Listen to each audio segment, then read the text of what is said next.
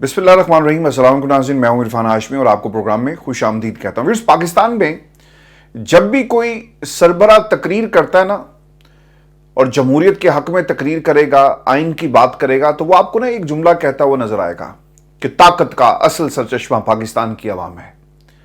लेकिन बाज लोग इस ताकत के असल सरचश्मे को मानते नहीं है जमहूरियत के अंदर, क्योंकि उनके नज़दीक ताकत का असल सरचश्मा पाकिस्तान के ताकतवर हल्के और पाकिस्तान की इस्टेब्लिशमेंट है। अब इस दो जो जुमले हैं, इसके एक तरफ इमरान खान साहब और दूसरी तरफ पाकिस्तान की हुकूमत और उनके इत्तेहादी खड़े हैं, जिनमें पीपल्स पार्टी है, पाकिस्तान मुस्लिम लीग नून है। पाकिस्तान पीपल्स पार्टी क्या हासिल करना चाहती है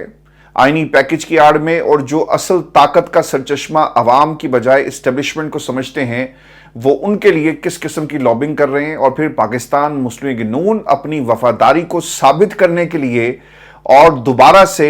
इस्टेब्लिशमेंट की नर्सरी में जो इनका रीहैब चल रहा है, क्या करने जा रही है, मैं इसकी तफसील व्यूअर्स आपके सामने रखूंगा। और आज की जो फजल रहमान साहब से तहरीक इंसाफ के लोगों की मुलाकात हुई, किस किस्म का मुसद्दा तैयार किया जा रहा है, और इमरान खान पाकिस्तान की आवाम को ताकत का सरचश्मा जहां समझते हैं, वहां ये जो मुश्तरका कोशिशों से एक मुसद्दा तैयार करने की कोशिश की जा रही है, इसमें 4 नकात को कैसे एड्रेस किया जाएगा, किसका कंधा इस्तेमाल होगा और तहरीक इंसाफ किस किस्म की सियासत जो है वो करने जा रही है। मैं आपको ना पहले थोड़ा सा ब्रीफ कर दूं कि आज पाकिस्तान में हुआ क्या है और जो रिपोर्ट किया गया, और फिर तहरीक इंसाफ ने मीडिया से क्या गुफ्तगू की है। आज जी फजल रहमान साहब की रिहाइशगाह के ऊपर सलमान अकरम राजा, हामिद रजा साहब और फिर दूसरे जो लोग हैं वो मुलाकात के लिए जाते हैं, और एक कंसेंसस डेवलप करना था, ख़ास तौर पे ऐसे वक्त में जब ठीक 24 घंटे पहले 25 के करीब सहाफ़ी फजल रहमान साहब से मिले, और वो भी एक कंसेंसस डेवलप करना चाहते हैं पाकिस्तान के मीडिया के अंदर कि फजल रहमान इन तमाम आइनी पैकेज और तरामीम को लेकर क्या सोच रहे हैं, और ताकि गुफ्तगू की जा सके, फजल रहमान की गुफ्तगू को पाकिस्तान के टॉक शोज में जो एक जगह मिले, लाइमलाइट जिसको फजल रहमान साहब एंजॉय कर रहे हैं, तो एक ओपिनियन बिल्डिंग करने की ये कोशिश की गई, जैसा माजी में नवाज शरीफ साहब भी करते रहे और आज भी वो करते हैं। लोगों को अपने मनपसंद सहाफ़ियों को बुलाकर बिठा लेते हैं, जिसमें पाकिस्तान के बड़े बड़े चैनल्स और बड़े बड़े एडिटर्स शामिल हैं, और फिर वो ये काम हमेशा से करते रहे। ये काम फजल रहमान साहब ने भी किया। एक चीज कही गई कि 4 चीजों पर, यानी जो एक वन लाइनर है, 4 नकाती जो इस मुसद्दे के हवाले से और फजल रहमान की रिजर्वेशन। पहली चीज थी कि जजेस की ट्रांसफर का मामला, जजेस की ट्रांसफर के मामले के ऊपर जेयूआई क्या सोच रही है। फिर 63A की डेफिनेशन, लोटाक्रेसी को कैसे प्रमोट किया जाएगा, इस पे फजल रहमान साहब क्या सोचते हैं। फिर इसके साथ साथ जो मिलिट्री कोर्ट्स का बनाना है, टारगेट कौन है, पाकिस्तान तहरीक इंसाफ, इस पर मौलाना का एक मुबहम किस्म का जवाब देना, और फिर आईनी पैकेज का लाना, आईनी अदालतों का कयाम, इसके ऊपर मौलाना का क्या मौक़िफ़ है। ये हमें बड़ा वाज़े तौर पर इस गुफ्तगू से बता दिया गया है। जो दलाइल और जिस तरह की जो असेसमेंट आई कि मौलाना ये चाहते हैं कि 4 नकात के ऊपर बहस की जाए, और किसी तरह पाकिस्तान तहरीक इंसाफ के साथ भी हम जो है ये शेयर करें, और उस मुसद्दे में इन चीज़ों को किसी ना किसी शक्ल में पेश कर दिया जाए। व्यूअर्स, सलमान अकरम राजा बाहर आए और उन्होंने क्या कहा, और फिर हामिद रजा साहब आज मीडिया से जो इंटरेक्शन हुई, और फिर उन्होंने इस मुलाकात के हवाले से 4 जो इंपॉर्टेंट नकात जिनका जिक्र किया। पहली चीज़, फजल रहमान को कहा है कि सूरत हाल में जो इस वक्त पाकिस्तान के अंदर है, आईनी अदालत का मकसद बदनीयती है। पाकिस्तान तहरीक इंसाफ कोशिश ये करेगी, और उन्होंने आज ये कहा भी कि आईनी अदालत के जरिए, क्योंकि पाकिस्तान तहरीक इंसाफ को टारगेट किया जाएगा, लिहाजा आप कोशिश ये करें कि इस मामले को लिंगर ऑन किया जाए। फजल रहमान साहब ने जो इस मुलाकात के अंदर तय भी हुआ, और जेयूआई के लोगों से जिनसे मेरी बात हुई, उन्होंने बाकायदा तौर पर इसे रिपोर्ट किया है कि फजल रहमान साहब ने यकीन दहानी कराई है कि इस मामले के ऊपर फजल रहमान अपना कंधा जो है वो पेश नहीं करेंगे, बल्कि फैसला जो है वो अवाम व तफहीम से और जो शूरा है उसके सामने रखा गया। उन्होंने भी कहा कि इस मामले को काजी साहब की रिटायरमेंट के बाद ले जाया जाए, اور 2 ماہ کے بعد اگر آپ کوئی آئینی پیکج لانا چاہتے ہیں تو ہم اس کے اندر شامل ہوں گے، یعنی کسی طرح قاضی فائز عیسیٰ کو آپ نے اس پورے عمل سے گزارنا ہے۔ ویورز، پاکستان تحریک انصاف، اس نقطے کو میں ایکسپلین کر دوں کہ اس کے اوپر کیا چیلنجز ہیں اور تحریک انصاف کی کیا سیاست ہونی چاہیے اور کیوں یہ چاہتے ہیں۔ دیکھیں جی، 26 اکتوبر کو قاضی صاحب نے گھر چلے جانا ہے۔ اگر قاضی صاحب گھر چلے گئے تو پھر آپ کے سامنے کیا ہوگا؟ ایک سپریم کورٹ آف پاکستان اپنی پوری طاقت کے ساتھ موجود ہوگی، جسٹس منصور کا نوٹیفیکیشن ہو چکا ہوگا اور عین ممکن ہے کہ اس طرح کی کسی بھی آئینی ترمیم کو سٹرائک ڈاؤن کر دیا جائے۔ منصور صاحب کہیں کہ ٹھیک ہے جی، پورا فل کورٹ بٹھایا جائے، یہ فیصلہ کیا جائے کہ پاکستان کے اندر ایک سپریم کورٹ کے ہوتے ہوئے کیا دوسری سپریم کورٹ بنائی جا سکتی ہے،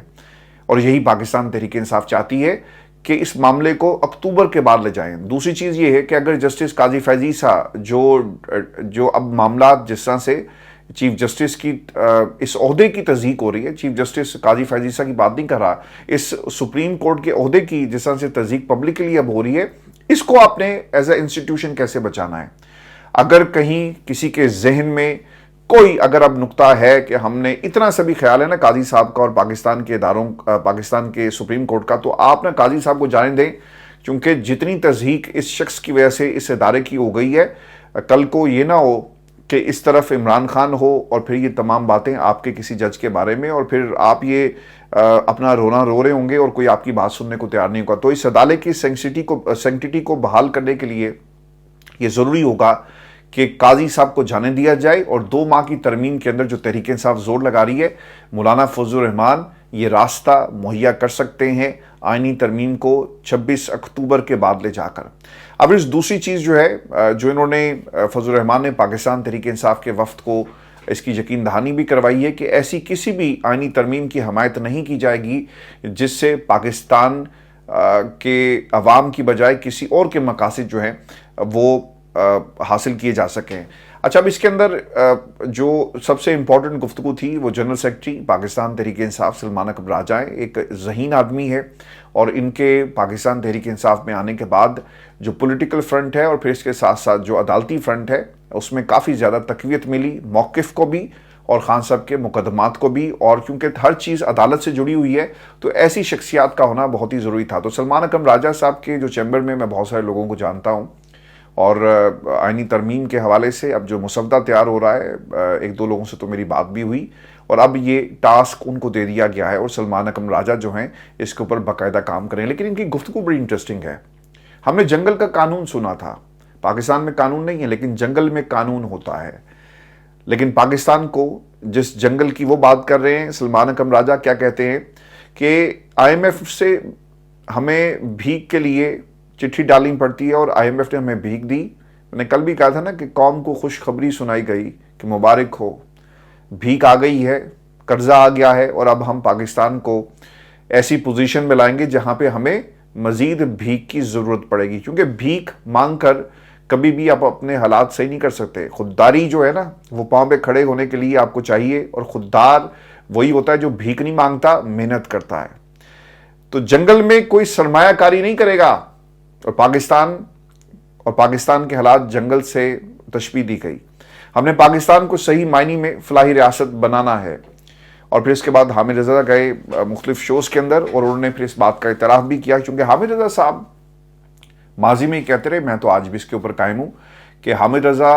پولیٹیکل کوئی ان کی سیاسی مجبوری ہوگی کہ وہ چل کر گئے، پاکستان تحریک انصاف کا پریشر ہوگا کہ اگر ہم نے فضل الرحمان کا راستہ بھی بند کر دیا تو پھر بات کس سے ہوگی، اور یہی راستہ ہے جس کے ذریعے ہم حکومت کو ٹکر دے سکتے ہیں۔ بالکل ٹھیک ہے، آپ سیاست کریں، لیکن میں ویورز آج بھی یہ سمجھتا ہوں کہ جو ان کا شاندار قسم کا ماضی ہے نا فضل الرحمان کا، ہی از اے رانگ نمبر۔ اور میں نے کل اپنے تھمبنیل کے اندر بھی ایک گرگٹ آپ نے دیکھی ہو، اور پھر ساتھ میں نے فضل الرحمان کی تصویر کو لگایا۔ کیوں لگایا؟ اس لیے کہ فضل الرحمان آج بھی اسی قسم کی سیاست کر رہے ہیں۔ میں آپ کے سامنے 4 نکات جو میں نے پروگرام کے شروع میں کہے میں آپ کے سامنے رکھ دیتا ہوں، اور آپ خود اپنی کیلکولیشن کریں۔ ماضی کے ان کے بیانات، آپ نے حامد رضا کو تو سنا کہ میں اپنے گفتگو پر رجوع کرتا ہوں، اور میں نے جو کہا مولانا کے بارے میں، آج مجھے احساس ہوا کہ مولانا ایک دیوار ہیں پاکستان کی حکومت کے سامنے، اس آئینی پیکج کے سامنے، اور یقیناً ہمارے جو ان کے حوالے سے जो ख्यालात थे ये मैं वापस लेता हूं। तो आज उन्होंने अपने उस मौके से पीछे हटे। लेकिन सर हम शायद जब इस पूरे मुद्दे को, इन दलाइल को, जो उनकी गुफ्तगू है 24 घंटे पहले सुनते हैं, या इनका जो शानदार माजी रहा धोखाधड़ी का और फायदे का और हलवा खाने का, वो हमें कुछ और बताता है। पहली चीज जो व्यूअर्स बड़ी इंपॉर्टेंट है, जजेस की ट्रांसफर का मामला। कामरान मुर्तजा साहब, अगर जजेस की ट्रांसफर को अगर आप देखें तो जजेस की ट्रांसफर कौन चाहता है? पाकिस्तान की जो इस्लामाबाद हाई कोर्ट है ना, इसमें 6 जज ऐसे थे जिन्होंने आज भी मोहसिन अख्तर कियानी साहब की सरबराही में एक लार्जर बेंच बनाया। उसने कहा कि बुलाए ना कि जरा कमेटी, ये जो कमीशन के जितने भी सीनियर लोग हैं हमारे सामने पेश हों, हमारे सामने खड़े होकर हमें बताएं कि ये नोटिस तो करते हैं, हुक्म भी देते हैं, लेकिन कुछ करते नहीं हो भाई, क्यों नहीं कर रहे? तो जब इस किस्म के ऑर्डर्स आएंगे, और माजी में जिस मुदाखलत का जिक्र किया गया, जिस सियासी मुदाखलत का सामना इमरान खान को करना पड़ा, इन जजेस को करना पड़ा, आपको एक्सपोज करने वाले 6 जजेस थे, क्या ये उनको पसंद आएंगे? तारिक महमूद जहांगीरी साहब की तो डिग्री खोली ना, इनका बस चले तो ये किसी का सर खोल दें और सरेआम खोलें और फिर इनके ऊपर पर्चा भी नहीं होगा। तो तारिक महमूद जहांगीरी जैसे जस्टिस आमिर फारूक को निकालकर बाकी जो इस्लामाबाद हाई कोर्ट है, chief justice Lahore high court जो थे, जिन्हें ऊपर आपने भेज दिया, ये तमाम जजेस अगर आपको पसंद नहीं होंगे तो फिर आप क्या करेंगे? आपके पास एक ही तरीका है ना, आईनी पैकेज लाओ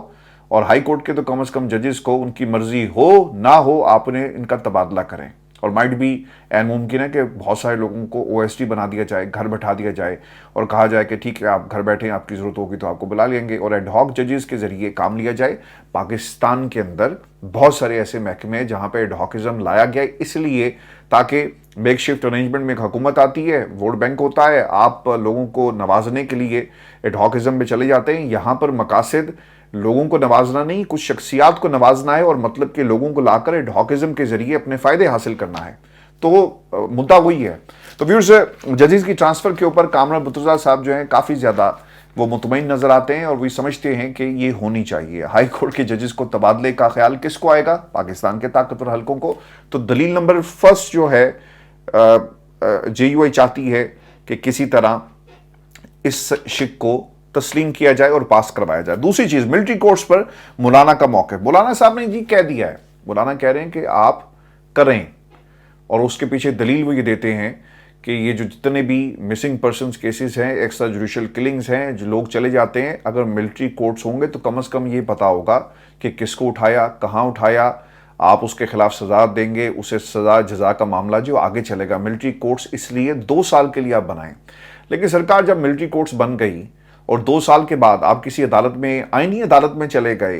तो मौलाना साहब ये भी कौम को बता दें कि आईनी अदालत ने कह दिया कि इसको मजीद कंटिन्यू करें, और फिर पाकिस्तान की हुकूमत मजीद कोई ऑर्डिनेंसेस लेकर आ गई और कहा कि इसको मजीद कंटिन्यू करें, तो फिर क्या करेंगे? आज तो आप उसकी हक में आप दलाइल देते हुए नजर आते हैं। लेकिन व्यूअर्स याद रखिएगा, उस गुफ्तगू में यह भी नुकता उठाया गया कि मौलाना साहब, अगर आप मिलिट्री कोर्ट्स बनाएंगे तो आज तो इमरान खान के मुकदमात मिलिट्री कोर्ट्स में ले जाने के हवाले से इस हुकूमत में बैठे हुए लोग मुसलसल कह रहे हैं,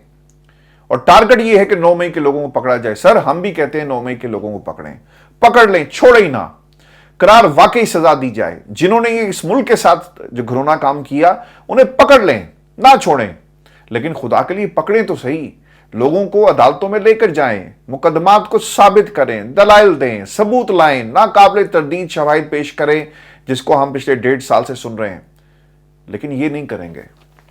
मिलिट्री कोर्ट्स में क्योंकि एक बंदा बैठा होगा जिसे हुक्म आएगा और वो कहेगा कि इनको लटका दो, तो लटका दिया जाएगा। तो 9 मई के अंदर उन्होंने मुबहम किस्म का जवाब दिया, और मौलाना को शायद, मौलाना इतने भी सिंपल नहीं है, उनको पता है कि इमरान खान का केस भी मिलिट्री कोर्ट लेकर जाएंगे, क्योंकि इन्होंने साबित करना है मिलिट्री कोर्ट के अंदर, पाकिस्तान की अदालतों में नहीं, सिविल में नहीं, कि इमरान खान मास्टरमाइंड थे, और ये काम सिर्फ मिलिट्री कोर्ट के जज की अदालत में ही हो सकता है।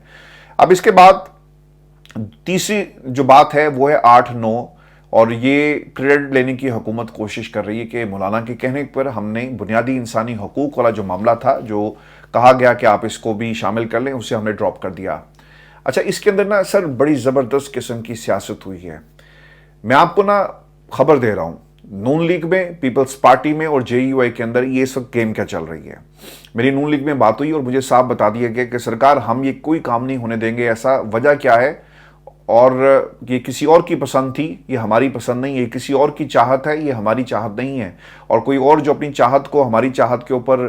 فوقیت دیتے ہوئے یہ سارا کام کروانا چاہتا ہے، ہم یہ نہیں ہونے دیں گے۔ انہوں نے طریقہ کار یہ اپنایا، نون لیگ میں جی بڑی سخت قسم کی ریزرویشنز تھی، پیپلز پارٹی میں بھی تھی، تو انہوں نے اس کا حل یہ سوچا کہ کیوں نہ ہم مولانا کا کندھا استعمال کریں، اور مولانا کا کندھا استعمال ہوا۔ اور اب آپ دیکھ لیں مولانا کیا کہہ رہے ہیں کہ میرے کہنے پر، وہ مجھے کہتے ہیں میرے کہنے پر یہ سب کچھ ہوا، ہم نے بنیادی انسانی حقوق آرٹیکل 8 اور 9 جو ہے اس پہ ترمیم کی شکوں کو ڈراپ کیا، مولانا آپ کے کہنے پر، اور مولانا کے ساتھ جو ہے اسے جوڑا جا رہا۔ حالانکہ پیپلز پارٹی اور نون لیگ خود ہی سمجھتی تھی کہ اگر ہم نے یہ کر دیا کل کو کسی کو بھی آپ اٹھا لیں اور نہیں پوچھا جائے گا، کیس نہیں چلے گا۔ سیاستدان آج تو ہوتا ہے نا کہ پارلیمنٹ لاجز کے باہر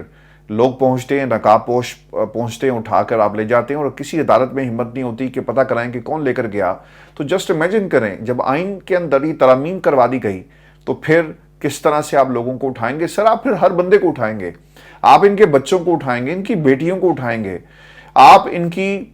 جو سوچ ہے اس کو بھی، اگر آپ کی پاس یہ اختیار ہونا تو آپ اس سوچ کو بھی اٹھا لیں، تو یہ آئینی ترمیم کے ذریعے سب کچھ پاکستان کے اندر کرنے جائیں گے۔ تو تیسری دلیل ہے کہ میں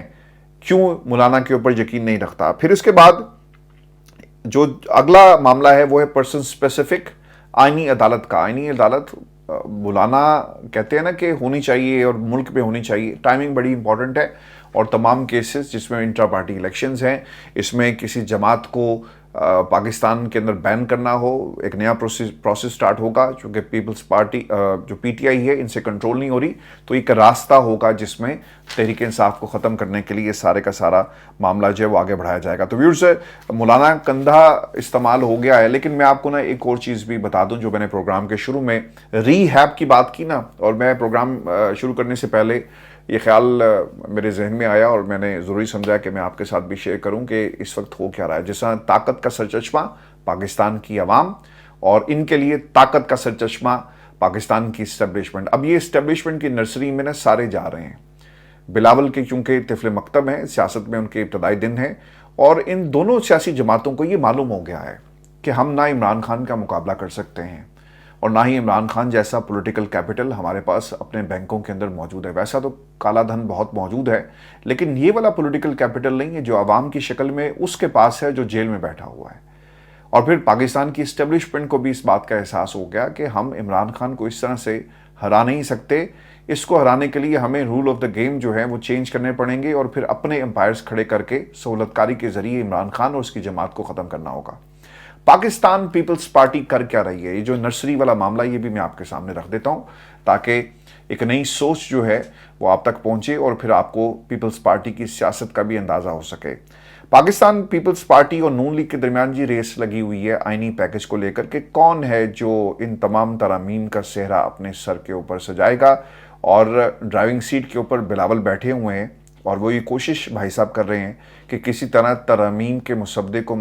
بنوائیں مولانا سے، اور کریڈٹ سارا ہی اپنے گھر میں لے کر جائیں۔ اچھا ان کے لیے مسئلہ کیا ہے؟ یہ کریڈٹ کیوں لینا چاہتے ہیں؟ ایک تو دیکھیں جی، ان کو معلوم ہے کہ طاقت اسٹیبلشمنٹ آنے والے دنوں میں پولیٹیکل کیپٹل نہیں ہے، عوام کی عدالت میں اگلے 5 سال ہم نے کیسے پکے کرنے ہیں، عدالت عوامی سے تو فیصلہ ہمارے خلاف آئے گا، کیوں نہ ہم طاقت کے زور پر نرسری میں پریکٹس کر کے اسٹیبلشمنٹ کی دوبارہ سے اپنا پولیٹیکل جو ہمارا وجود ہے اسے ریوائیو کریں۔ تو اسی لیے اسٹیبلشمنٹ کی خوشنودی اور کریڈیبلٹی بڑھانے کے لیے یہ آئینی پیکج لانا چاہتے ہیں تاکہ کل وزیر اعظم کی سلاٹ پر یہ بیٹھ سکیں اور بہترین آپشن ہو، چونکہ انہوں نے 4-5 دن تو سیاست نہیں کرنی، یہ ایسا ناسور ہے پاکستان کی سیاست میں مروثیت جو ہمارے نصیب میں لکھ دیا گیا، اسی لیے یہ آنے والے دنوں کی پلاننگ بلاول زرداری صاحب جو ہے وہ کر رہے ہیں۔ اور پھر ویورز یاد رکھیے گا یہ اگلی ٹرم سے پہلے بھی ہو سکتا ہے کہ شہباز شریف صاحب سے اگر ناراضگی کا اظہار کیا گیا تو ڈرائیونگ سیٹ پہ کسی اور کو بٹھا دیا جائے، یہ وہ بھی تیاری ہو رہی ہے، ڈیڈ پریکٹس بلاول کو کروائی جا رہی ہے۔ اب آ جاتے ہیں نون لیگ۔ نون لیگ کیا کر رہی ہے؟ نون لیگ سر کر یہ رہی ہے کہ انہوں نے ثابت کرنا ہے جو محبت کا یہ دعویٰ کرتے ہیں اسٹیبلشمنٹ کے ساتھ، اس کو ثابت بھی آپ کو کرنا پڑے گا، اور پھر ادھر سے بھی ڈیمانڈ کی جا رہی ہے کہ ہم نے تمہیں کرسی پہ بٹھایا لیکن تم نالائق نکلے، لہٰذا تمہیں اپنی نالائکی کو یہ ثابت کرنا پڑے گا کہ تم نالائق نہیں ہو، تم قابل ہو۔ تو اب اپنی نالائکی کو چھپانے کے لیے ایک تو معیشت اور پھر اس کے ساتھ ساتھ دوسرا معاملہ آئینی پیکج کا ہے जिसे ये पास करवाने की कोशिश है वो करेंगे। तो पाकिस्तान मुस्लिम लीग नून का जी रीहैब चल रहा है इस्टेब्लिशमेंट की नर्सरी के अंदर, और देखना ये होगा कि ये रीहैब जो है वो किस तरह से ये रिएक्ट करते हैं। लेकिन मैं आपको एक बात ये बताऊं व्यूअर्स, फजलुर रहमान का किरदार जो है ना, ये एक चौधरी वाला किरदार बन चुका है, और मेरे समेत आपकी क्या राय है इस पे ज़रूर दीजिएगा। वो अपने इस लाइमलाइट को एंजॉय कर रहे हैं। He was a wrong number, he is a wrong number and he will be a wrong number. Wrong number माजी में भी जो कुछ करता रहा वो मुस्तकबिल में भी वही काम करेगा। आज आप हामिद रज़ा साहब हों, सलमान अकरम राजा हों, जितने लोग भी जा रहे हैं आप जाएं ज़रूर, क्योंकि सियासत का जवाब सियासत से दिया जाता है। लेकिन याद रखिएगा कोई ऐसा काम मत करें जिससे वो शख्स जो जेल में बैठा हुआ कुर्बानी दे रहा है उसकी कुर्बानी रायगां चली जाए, क्योंकि उसे हर शख्स ने धोखा दिया, लेकिन अगर किसी ने धोखा नहीं दिया तो वो पाकिस्तान की आवाम थी। और अगर आपने उसे धोखा दिया और कहीं ना कहीं अपने मकासद के लिए आप इस मौलाना के शहर में मुब्तला होकर कुछ ऐसे तरमीम करते हैं और उसका हिस्सा बनते हैं, तो ये पाकिस्तान की आवाम के साथ जो है गद्दारी होगी। पीपल्स पीटीआई के लिए मुसद्दे के अंदर आपको क्या लगता है कि पीटीआई की जो तरमीम है उसे कबूल किया जाएगा? और मेरे पास खबर व्यूअर्स ये भी है कि मौलाना को ये भी टास्क दिया गया कि आप अपोजिशन यानी पीटीआई को एंगेज करें और उन्हें एक टेबल पर लेकर आएं ताकि हम कोई सूरत हाल जो है इसको बेहतर बना सकें और ये जो एजिटेशन है इसे किसी तरह कम किया जाए। हमें दूसरी तरफ ये भी देखना है कि पीटीआई जब मुज़ाकरात की बात यानी तरमीम की शक्ल में हो रही है और मुज़ाकरात के दरवाजे बंद कर दिए गए, तो एहतजाज का क्या बनेगा जो सड़क पर पाकिस्तान तहरीक इंसाफ करने जा रही है। चूँकि अडयाला में कैदी नंबर 804 एहतजाज की तरफ जा रहा है और दूसरी तरफ तरमीम की बात है, तो देखना ये होगा कि ये लोग अपने लीडर को कहीं धोखा तो नहीं देंगे। अपना ख्याल रखिएगा। अगली वीडियो में आपसे जल्द मुलाकात होगी। इजाज़त दीजिए। अल्लाह निगहबान।